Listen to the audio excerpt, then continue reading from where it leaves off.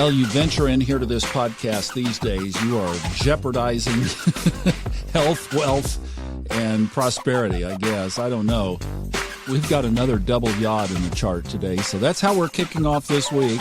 Monday, August 16th. Glad you are here to talk about this because, yes, we've got, quite a few things up there that we need to parse out today. Thomas Miller, glad you're here. Thanks for joining us. Yeah, the big news would be the double yod, the one we talked about even on Thursday as we were talking about setting the weekend up, is still in play. That's the one with the sun at the peak and then Pluto and Neptune at the base. That one's still there. But it is just for today, gone tomorrow. But the other one that came in yesterday, this one peaks with the two planets in Virgo, Mercury and Mars. The two at the bottom are Chiron and Saturn. Now, some may argue that Chiron should not be included in a yod. The justification for that is that it is not one of the 10 planets, therefore it should not be included. To which I might answer, well, once again, it's not the universe who put all these lines in here. It's us. We're the ones who developed the quote-unquote structure.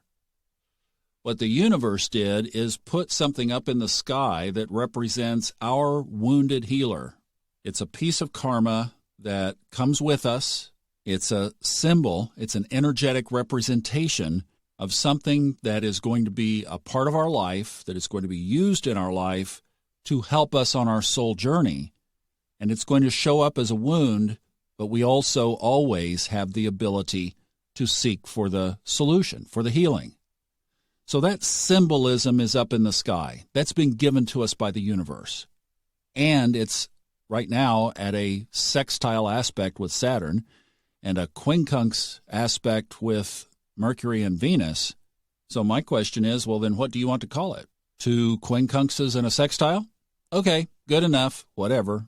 On this show, it's a yod. Let's just do it that way. And then there's always an off button if somebody doesn't like that.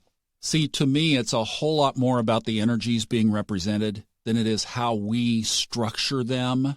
Now, I will say this. I mean, just don't say that this guy babbling around on this podcast doesn't respect the laws of astrology. I do. I respect the rules very much. But I think that we get too rigid. Now, in my horary class with Robert Glasscock this weekend, we had an example of very clear definitions of the rules of approaching the astrological chart for a horary answer. And they are very clear. And one particular question that we dealt with this past Saturday was not appropriate for horary. And it actually was a question that the answer to that question was known by Saturday. The outcome had already occurred, and the reading of the chart, the improper reading of the chart, gave the wrong answer.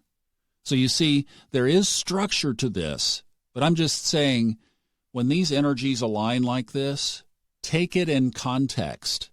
All I'm looking at is God, Source, the universe, the heavens, the stars above are trying to give us some signals about what is happening right now on Earth.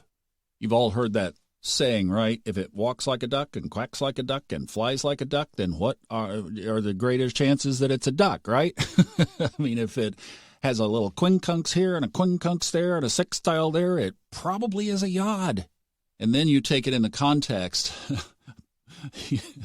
You take it in the context of where we are right now, and this is all about karmic business, and Chiron is a big significator for karmic business.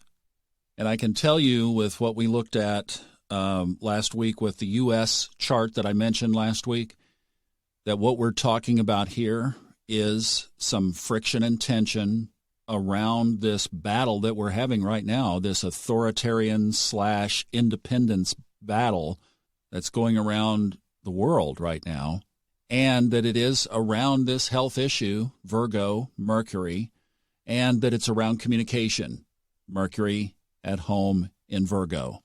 And that Mars, in the communication metric of this yod, is also showing the anger and tension. That's what the sign looks like to me. All right, let's talk about something else. Venus has moved home. While we were asleep during the night, in the middle of the night, just after midnight East Coast time, Venus left Virgo for its home base of Libra. So you Librans, you're going to feel so good. And you cardinal qualities, you Cancers and Libras and Capricorns and Aries, you could enjoy some of this as well as also some of you air signs, Aquarius and Gemini. So see, we're going to get this love spread all around the chart. We don't have to just let it bottle up in Libra. So that's the good thing. We are going to look forward to some good loving out of Venus being at home in Libra. And boy, do we need the balance, and we need this energy right now. So this is a really nice, timely offset to some of this other stuff that's been going on. All right, there's your setup for today. Quite a bit. I mean, that's an in-depth, intense chart that we have overhead today. See you back tomorrow. Have a good Monday. Bye-bye.